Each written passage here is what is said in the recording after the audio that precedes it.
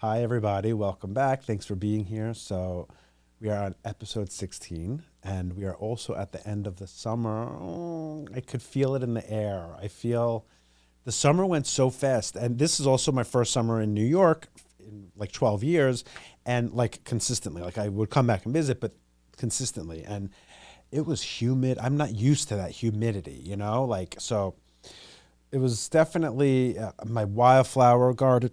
I'm like being honest right now. I'm like dreading them dying. I know that one of the lessons in having this garden has been about just enjoying the flowers while they're in bloom, and then new flowers would come in bloom. But it's been like since the end of April, since I planted these seeds, it's been such a journey. And like even the people on my block, they're like, they see me doing it, they watch me. I'm like out there, you don't understand. Like I'm out there at 1 a.m. with my flashlight, untangling all them and like tucking them in. I do. I don't care if it sounds crazy. I literally tuck my flowers in. Individually, I go to each one. I like pet at them. I'm not being dramatic. I'm sorry. I'm not exaggerating. I literally do this and I feel their energy. I don't do this because I'm being crazy. I do this. I think it's my empath abilities. Like I feel them feeling me being there, and I genuinely love them. Like I tell them, tomorrow you're going to be so beautiful. You're going to be bright and vibrant. And I tuck them in. I love them. I get attached. When I was a kid, I had the quarter named Charlie that I loved, and I carried him with me everywhere. Like I get attached to things. And the summer ending is like another thing of, it's like I get attached to like moments and seasons and my garden. I'm genuinely so sad that they're going to be passing away soon. You hear me? I'm getting like choked up, literally. Like that's wild. I've never had a garden, I never realized I was going to like get so like attached to them. We've been through so much. The marigold fiasco, the pests that I had to learn how to like get rid of naturally, the dog that was peeing that I put my sign up, the doubt in people that they had when they saw them as little seedlings. Like even the gardener, he was like, oh, I thought they were weeds. He was going to rip them up. Now they're these big, beautiful, colorful flowers. So I'm genuinely going to miss them. So I know it's part of the process, but watching them not bloom and die is going to like do something to me. So I will talk about it with you guys, and I'll post about it. I don't want to be depressing on Instagram, but I feel like it should be shared. Anyway, so yes, we're coming to the end. It is the end of the summer and the new season shall arrive. I love fall, so fall's always a fun one. But anyway, so we're doing something different today. I'm not doing like a main topic. I know that many of you have told me that you're really resonating with the main topics, and like each week that comes on, it seems to coincide with what you're going through, and I love that. But I just feel like I want the show to be more fun. And when I do my segments, I have fun with like the astrology segments and the, talking about my shiny crystal. And I love making poignant points, and I love like talking about wisdoms that I have and things like that. But like, it's a podcast. I just feel like I'm not Mel Robbins, like I want to have more fun. I want to like bring the Thomas to it. So we're going to try things a little different. I added another segment. I'm going to stay away from doing like a main topic today, like a lesson. I feel like they've been like lessons, and they're great. And I love the first 15 episodes, but I'm going to try something new. So, it's a journey for all of us. So we're going to try something new today, and we'll see how it goes. Also, if there are things that you would love to hear me talk about, or like segments that you would be interested in seeing, totally, please message me. Like this is an organic situation, and I want you guys part of the journey. So please totally let me know. So anyway, that actually goes perfect for my shiny crystal of the week. My shiny crystal it's all my clients that I do readings for. You guys, the ones that I do readings for, the ones that I do readings for consistently, the ones that are like one and done, just my clients, my people that I do these readings for. It's just like, it's like a cool experience between both of us. Like, I just love being able to get inside your soul. I love being able to connect you with people who passed away. I love to be able to get the messages from spirit and let the universe speak through me. I don't know, like, I just feel like it's such a beautiful experience. I feel the clientele that I've built up through all these years, There's just something so like beautiful about you guys. Like, I don't know. I just think that you guys are beautiful, open hearts and very like pure souls. And I love doing the work with you all. So I want to name you all my shiny crystal of the week. You are shiny crystals because you show up to the readings and, you know, you keep yourself open and you're vulnerable. And it's beautiful because us as humans, we should always stay vulnerable. Not vulnerable in the sense of like you go out into the street and like not look at your surroundings, but like vulnerable in the sense of like just being an open soul. And when you're doing something like a reading with me, because it's mediumship and psychic stuff and empath stuff, the more open and vulnerable you are, the better it is because I get to connect and I get to get in there. And I absolutely love doing that work with you all. And I love you guys. So thank you for showing up and making it a fun experience as well. So you're my shiny crystals. All right. So let's get to our segment. We did this the past couple of episodes, the Sign Me Up segment. We're up to Gemini. So Gemini, let's see. So in a crisis, why would I want Gemini on my side in a crisis? Let's see. Why would I want Gemini on my side in a crisis? Well, because they're quick on their feet, you know, like they're quick thinkers. They're not like bogged down.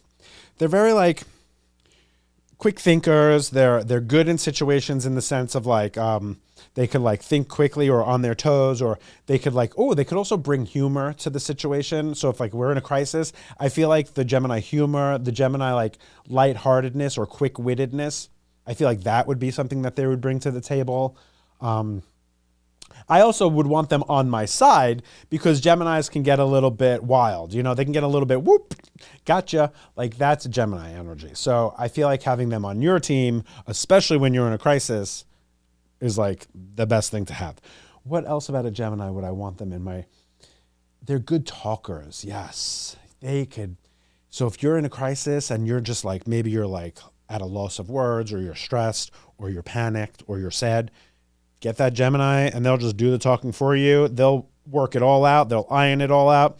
They'll have the keys to a new car for you. Like they are ready to go. So a Gemini in a crisis is actually probably one of the best signs to have with you in a crisis, Gemini. How is Gemini unhinged in relationships? Well, do we have time for a list? Geminis, I think, it's difficult for them to have relationships because there's so much going on in their mind and they get bored quickly. Now, again, remember, you might have like deeper signs like in your birth chart. So it's not all Geminis, but if you're heavily Gemini or you're connecting heavily to your sun sign, it's hard because their mind goes from one thing to the other very quickly, very like with the wind. And they are air, so that would make sense. But it's the boredom. It's them getting bored too quickly. I think the Gemini females might have a more difficult time in relationships than Gemini males. Gemini males, they're like silly little dogs, you know? So they're fine. If they're in love, they're comfortable, and they have a partner that they can have a good time with, they're easy to like deal with. But I think Gemini women require more. I think that because the Gemini rules the mind. Like every sign has a certain body part that they rule. Gemini is their mind, their brain. So with females, because the Gemini mind, a Gemini female's mind is so active, females' minds are already active. So you put that with the Gemini, they could overthink, they can question too many things, they could like get in their own way. So I do find that with Gemini females, it is a little bit more rougher in relationships. They tend to get a little more unhinged because they get in the drama of it all, the Geminis. That's just the way it goes. They get in the drama of it all. So, but I would say my Gemini friends that I've had in my life, the boys have been bad boys and they just like are wild boys. And the girls always would, tend to like wind up in like these relationships that were just crazy. Like he's married, he's this. It's like, girl, what do you got going on here? Figure it out. They overthink. A toxic trait of a Gemini. Let's see. What would I say is a toxic trait of a Gemini? Their toxic trait is, I would say their toxic trait would be the boredom, I guess, but that's not really toxic. That's interesting because I don't, people always say like, oh, Geminis are so crazy, but I don't see them as toxic, to be honest with you. Okay. Their toxic trait would be their reactivity. They're reacting to things. They don't think things through, even though they rule the mind. They just react too quickly. It's almost like an Aries, but a little different because they can rationalize things in their head, even if it's crazy or outlandish. They tend to rationalize it. So because they're rationalizing it, that could be dangerous and that could be toxic. At least with an Aries, they know they're just being hot-headed and they're having this passionate, explosive thing.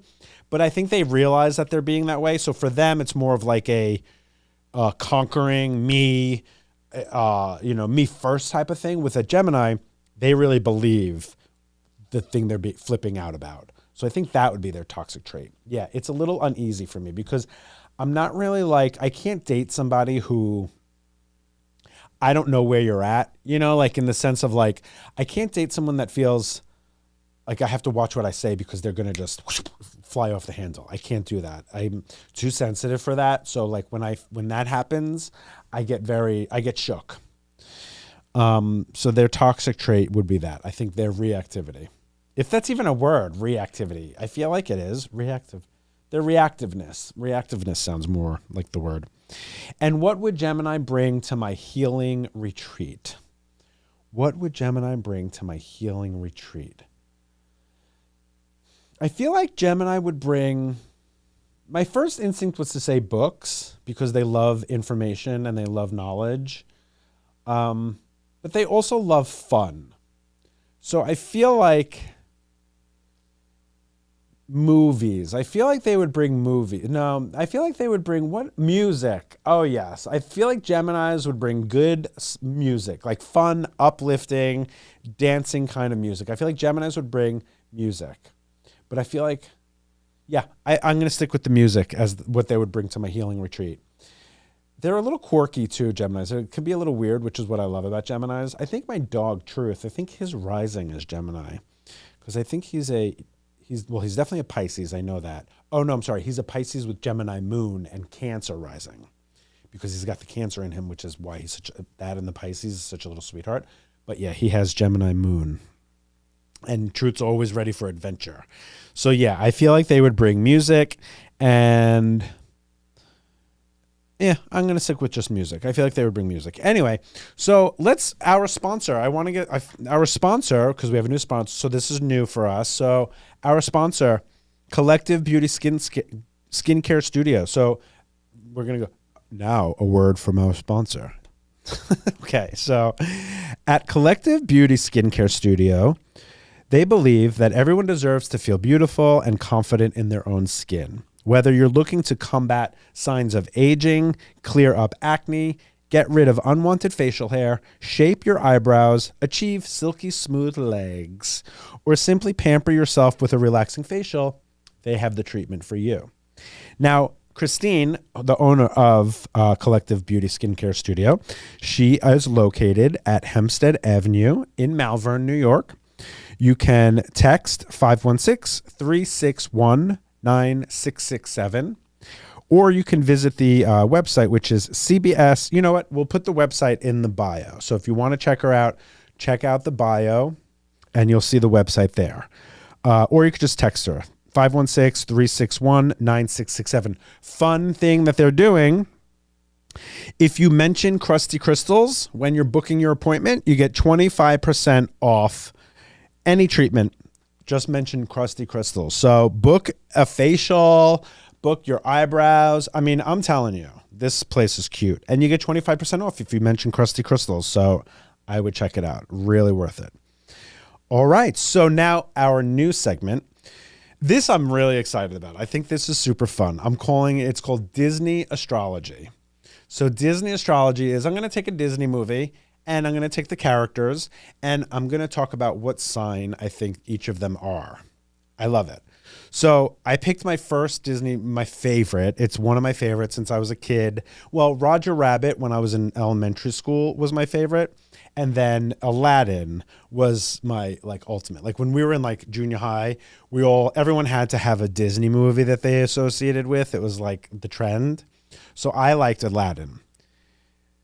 Ironically or coincidentally, when I was in high school, there was like a dance show, and the guy who was Aladdin in that show was so hot, and that's how I came out to like one of my friends, because he was so hot I couldn't stand it anymore. So like I remember telling my friend that I was like, oh my God, and the Aladdin that was there, I was like, he was so hot. Scandalous, like everyone was like, oh my God, you're gay, blah, blah, blah. But yeah, so Aladdin has been a thing throughout my life, and I love Middle Eastern men right now in my life, so it all makes sense. Anyway, so Disney astrology, so we're gonna go through it. So Aladdin is definitely a Pisces, 100%. I'm putting that in. Aladdin is such a little Pisces boy. I mean, his little like, I'm homeless, I'm kicking rocks in the street. My mother, I love my mother. I just want love. I mean, is Aladdin not a Pisces? He is the most Pisces character that I think I've ever seen in my life. I mean, and then, he's always getting down. People are coming for him. He's got to steal food to eat. He's got his little monkey that he loves. He is such a Pisces boy. I love it.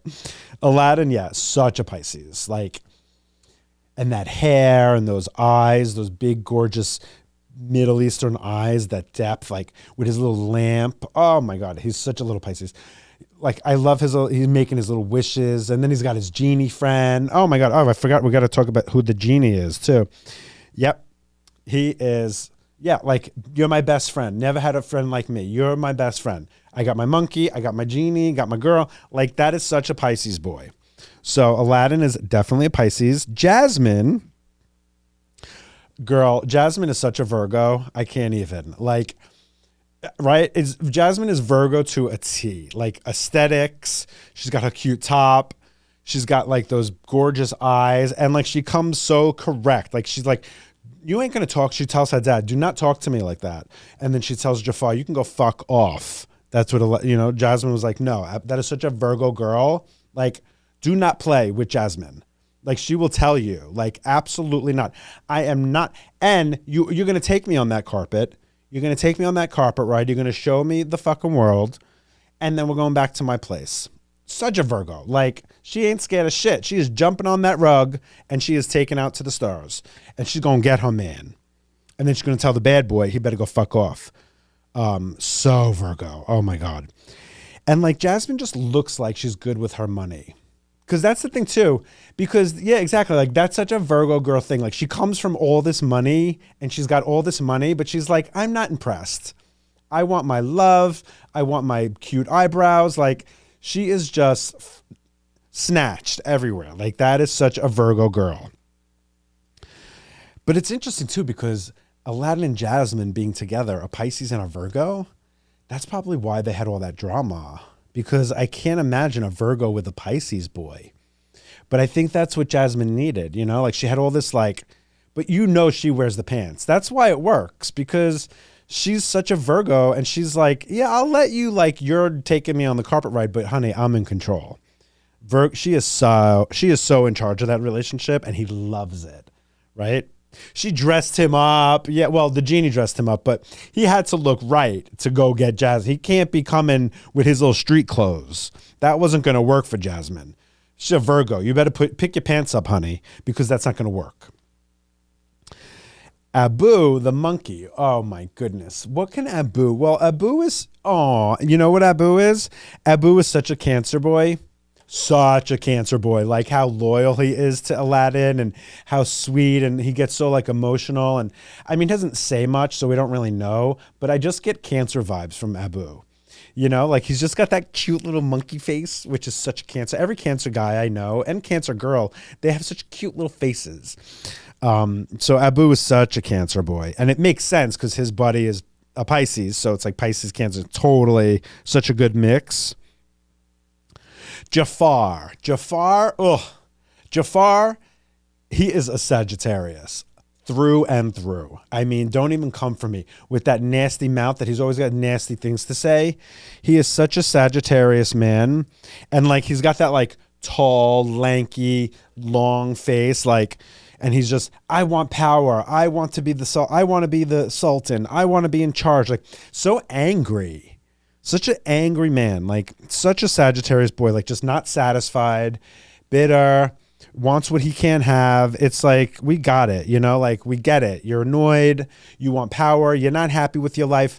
Hey, guess what? Maybe clean your mouth up a little bit and you'll have some love in your life. How about that, Jafar? With his parrot.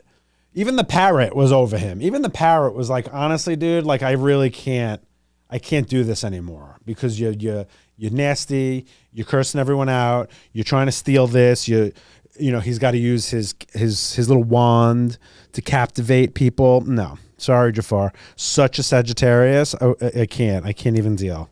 And like, he thinks he's so cool too. The Sultan. What would the Sultan be? I feel like the Sultan is a Capricorn. Absolutely. I feel like the Sultan is a Capricorn. He's got all his bags, he's got all his bags, he got all his coin, got the big house, he lost his wife, because Capricorns, they always got the drama with them. But yeah, he's got all his shit. That's the Capricorn. He's got all his stuff. He's got his big thing. And he had a forgiving heart too. Even though he thought that Aladdin was tricking them and fooling them, once he knew the truth, he was like, oh, okay, we're good. Yeah, he has a very forgiving heart. That's what I like about the Sultan. So he's such a Capricorn. And then the genie. Ooh. The genie is a Taurus. 100%. He is a Taurus. Don't even question me about it. And the reason why I know this is because he's funny as shit. He's funny, he's witty, he's quick, he's generous. He was like, here are the wishes. I am your friend. I am your boy. I got you. I will hook you up. He like taught Aladdin how to get the shit done. He's such a Taurus. I mean, he took Aladdin. He was like, we got to whip you out of those clothes. We got to get you on the carpet. He knew how to romance. If it wasn't for Genie, Aladdin wouldn't know how to romance Jasmine. Taurus knows how to romance. Taurus knows how to make things quality. Taurus, yep, that's exactly why Genie's a Taurus, because he took Aladdin out of those rags and he was like, honey, let's get you in something Armani, let's get you in something custom made, something vintage, Genie knew what was right. Genie was like, and Genie was like, and don't try to fool me with this third wish. But all Genie wanted to do was be free. Like a little Taurus, he's just a bull. He just wants out of that little lamp. But at the same time, that's how you know he's a Taurus, because he made that lamp his own. Like Genie was up in that lamp. Like he made it his own. He took it and said, I'm going to make this a home. It's not ideal, but I'm still going to make it a home. And that's the true Taurus way. A Taurus will make it. He could be in a box. He's going to make it a home. And that's what the Genie did with the lamp. He took that little lamp. He took his surroundings. He took his unfortunate destiny, and he made it his own. And then after he made that friend with Aladdin, because Taurus and Pisces, they're good friends. His Pisces baby boy, his Aladdin, his friend set him free. He was like, no, you don't belong in that lamp. So here's my wish, and it's for you. Oh, such a Pisces. Oh my God, I can't even take how Pisces Aladdin is. So there it is. Disney astrology. Fun. I like that. That was good stuff. That was fun. All right. So now we're going to go on to our voice notes. We're going to do 2 voice notes today because I'm testing out this new format. So we're going to see how that works. So we're going to do 2 voice notes. We'll start with the first one. Hit it, Jay. Hey, Thomas. Love you so much. Been a fan since you were right up changing your comedy life into your mediumship journey. It's been really inspiring. My question is a bit generic. I hope it's not too broad or overwhelming. It's really more my relationship to myself. I want to ask about my big 3 is Taurus Sun, Scorpio Rising, Libra Moon. And I just wanted some advice on how to get out of my own way, basically. I think a lot of people can relate to this. And yeah, that's pretty much it. Wish you all the continuing success. My love to Truth. Thank you. Bye. Aww. You're so sweet. Thank you. Mwah. Kisses to you. And thank you for following on this journey. That was super sweet and really, really cute. I love that. Okay, so let's do it for you. So Sun, Taurus, Moon, Libra, Rising, Scorpio. So the thing that stands out to me is that Rising Scorpio. So having the Sun in Taurus and your Moon in Libra, both of those signs, the ruling planet is Venus. So you do definitely have a strong desire for, beauty, love, compassion, romance. It's Venus. It's all the, the goddess of the Venus, the goddess of, is it the goddess of Venus? Whatever, but the Venus is the ruling planet. So you're going to have that need for that. But then the rising Scorpio comes charging in and kind of throws all of that off balance. Okay. Because Taurus and Libra, very different energy than Scorpio. So your rising is your purpose. Your rising is what you're actually meant to grow into. So I feel like saying, let me connect to this on an intuitive level, because I was right away drawn to the Scorpio rising as part of the problem here for you. And I only say part of the problem because you asked how to get out of your own way. I'm not feeling that you have a problem. But how do you get out of your own way? It's that Scorpio rising. I think you need to focus more on the beauty. You need to focus more on the beauty in your life. You need to focus on what makes you feel good. You need to focus on, you can't be around, you can tend to get a little complacent. And it feels like to me, you can tend to, maybe procrastinate or push things off. And that Scorpio rising is asking you to overcome that. It's asking you to step it up a little bit, I feel you really need to focus on that Venus. You need to focus on love. You need to focus on good, things that bring you good vibes. You need to focus on like keeping your space organized and clean. Okay. Cause I'm picturing, not that there's any reason why, but I'm picturing that there are things that are out of order for you. That's the feeling I'm getting. That's the vision that I'm seeing. I'm seeing out of order. So I think that if you can focus on getting things in order more, like physically, materially, your papers, your bills, your this, your that, your old like things that you've held on to, your clothes. Like I just feel like things need to be in order more. So definitely look into clearing your space. I would purge stuff as well. Okay. Cause I feel like you might hold on to things. I would purge things so you can let new energy in. But that Scorpio rising, this is what I need you. This is your mantra. Less intense, more peace and beauty. Less intensity, more peace and beauty. If you focus on making your environment beautiful and you focus on keeping only the things that bring you joy, happiness, feelings of love, only surround yourself by the people that make you feel loved. Love is so important for you. Don't let, because then that Scorpio it comes in and just wants to like defend, and it wants to put a guard up. It wants to put, it wants to like sting. You have to work on not letting that overcome you. You need to work on letting the beauty shine and focusing on the things that feel good.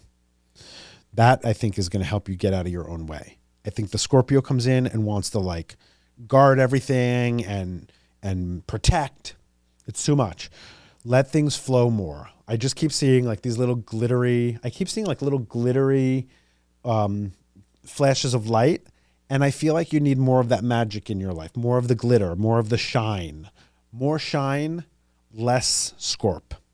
Okay. Even though I'm not saying get rid of the Scorpio energy, because you can't. It's your rising. It's like your purpose. It's what you're working towards. But I want you to be that strong Scorpio woman. I want you to be that strong, confident, can walk through the fire woman. But that Taurus Libra in you, that's that sensitive, softer side. So she needs a little more of the beauty, and then she can rise into her Scorpio self. Okay? All right, so message me. Let me know what resonated on that.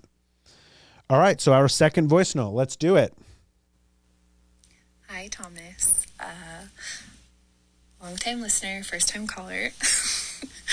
I just wanted to leave you a voice note because I'm curious to see what you think about my family's dynamic. So, I am a Cancer Sun, Aries Moon, Aries Rising, and I'm very much in my Aries era currently.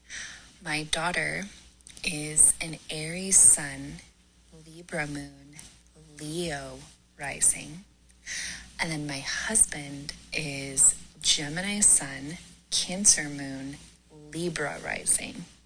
So I'm just curious to see what you think. I know you had said with your Libras, it's complicated. So yeah, I'm just very curious to see what you think of our family dynamic and possibly how I can help be a better mom to my daughter, if there's any chance of that.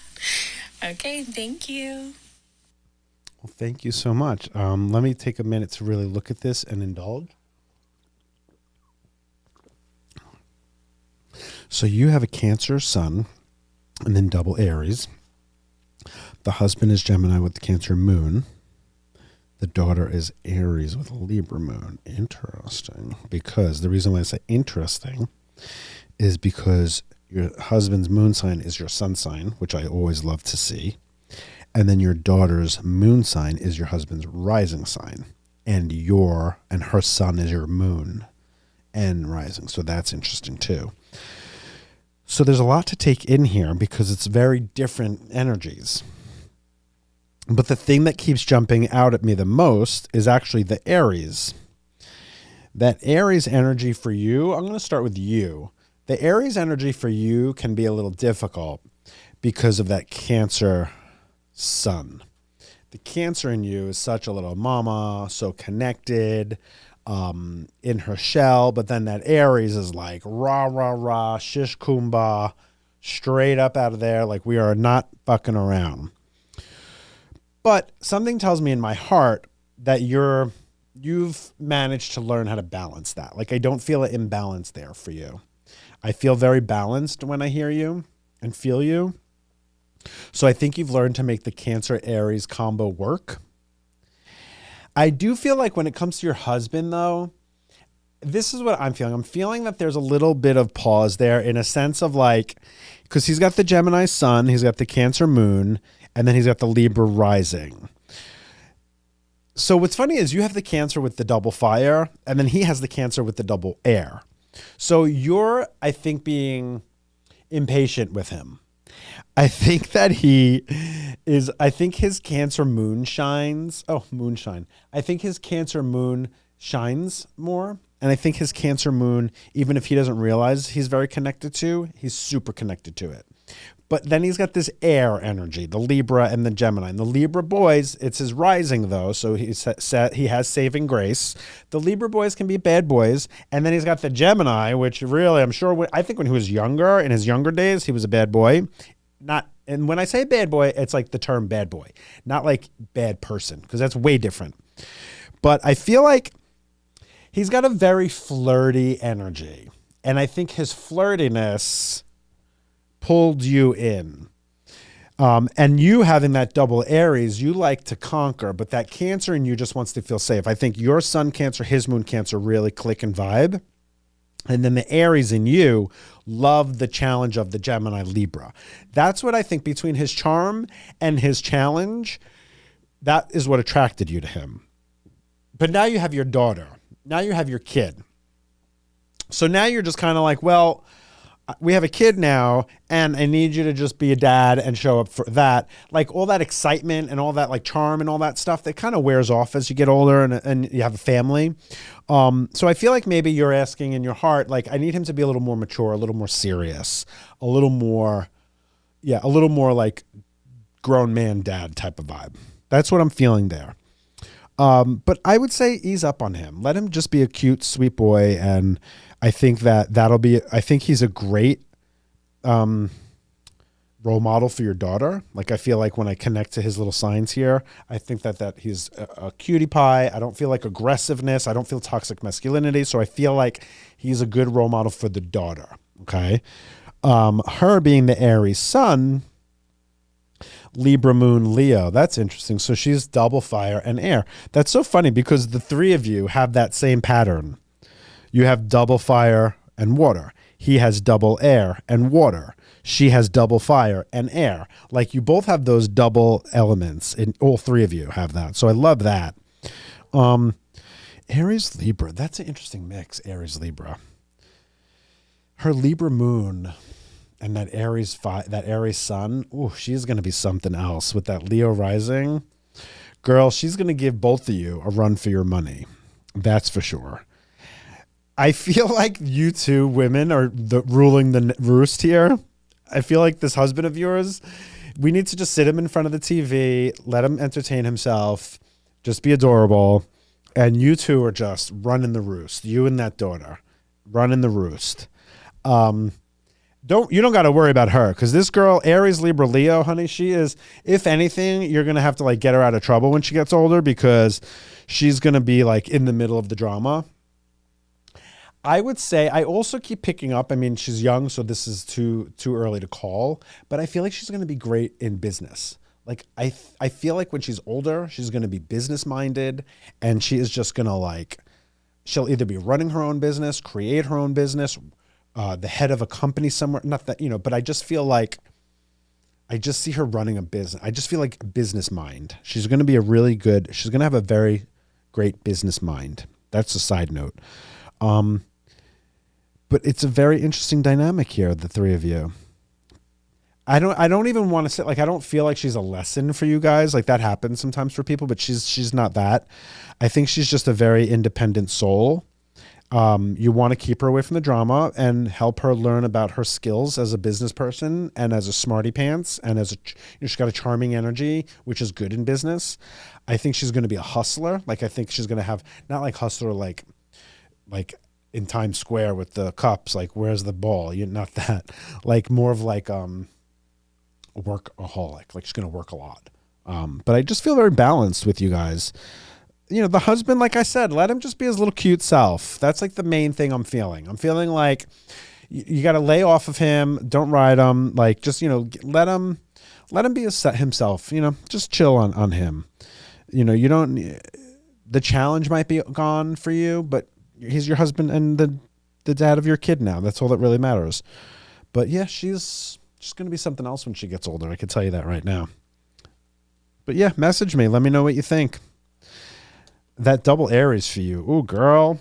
I think it's better for women for sure because Aries men, it tends to like come out in the wrong way. So I think for women, it's better because they manage things. They're really good at like the Aries women. They're good at getting shit done.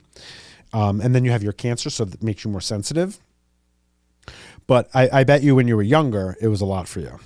But yeah, I think I'm drawn to this little husband and his Gemini, Cancer, Libra. Let him be, girl. Let him be his cute little self. Sit him in front of the TV, put on his little show, and you'll be good. Okay? Hit me up. Let me know what you think about that.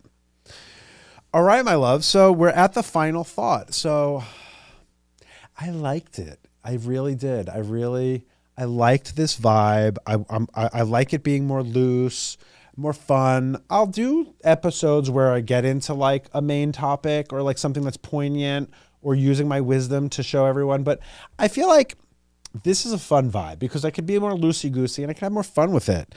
So the final thought is learn to let go. Learn to be okay with change. Learn to just experience the experience and to let things evolve and to let things change and to be okay with saying, yeah, I'm not really feeling this anymore. I want to try something different. That's amazing. That's what your soul came on this earth to do. Your soul comes on this earth to grow, to evolve, to change. And it's funny because I'm a Taurus and Tauruses hate change. But one of the things I've learned the most in my life is that change is inevitable, change is constant, change is guaranteed. And when you hold on tight and you try, like with my flowers, like I'm like, I don't want them to die, but we live in New York, so they're gonna die. So I'm gonna just enjoy them every night. I'm gonna tuck them in. I'm gonna pet them. I stand there and I look at my garden. I just stand there at night too with the flashlight and I just admire them because I know they're not going to be there forever. It's the same how I am with my dogs and my friends and my family. They're not going to be there forever. So you just have to enjoy them. You have to appreciate the beauty, the colors, the growth. And they pass away. That's what happens. So we have to learn to let go. We have to learn to be in the moment. We have to learn to adapt. We have to learn to change, because change is the part of the whole process, babes.